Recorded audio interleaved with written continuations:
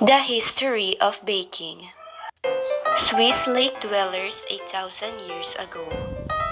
They discovered wild edible grains and seeds, cultivate the wild edible grains and seeds for the food consumption, producing a powdery grain called flour mixed with water turned to dough. The discovery of the first unleavened bread baked by the paste or dough using hot rocks. Royal Egyptian baker 3,000 years ago. Forgot the dough which later soared and expanded, kneaded it again, bake it, and come up with raised loaf bread. Beginning of leavened bread, first improvement on the flat bread. 17th century.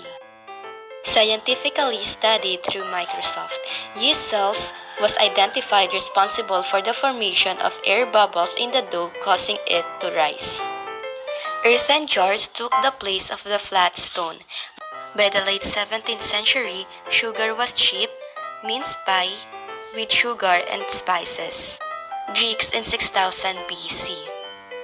Beehive oven made of adobe or bricks, supplying bread became a major part of household activity.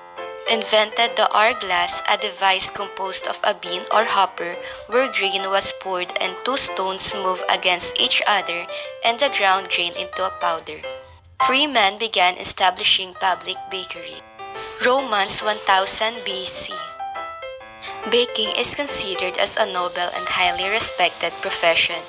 Baking flourished during Roman Empire. They came with more sophisticated oven and much more bigger oven made of thicker and adobe bricks. Used hourglass but they utilized wind and water to move it. The Huns' invasion of Northern Europe. They became a forgotten occupation. The Dark Ages and the Crusaders was able to drive the Muslim back to Asia, and lastly the commerce began to flourish again. The farmers were encouraged to grow grains, and the baking became an honored profession and bakers were recognized. In 19th century, the baking industry was brought to America. Facilities and baked products saw improvement and bigger and more efficient ovens were built. The construction of ovens and mixing was much more improved. Baking industry in the Philippines. An American occupation brought in flour. In 1958, the first Philippine flour mill became operational.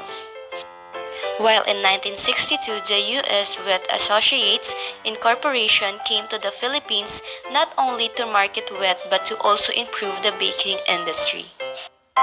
We have 8 flour mills: the General Milling Corporation, Republic Flour Mills, Universal Robina Corporation, Pacific Flour Mills, Pilmico Foods Corporation, Philippine Flour Mills, and Liberty Mills, and lastly the Wellington Flour Mills.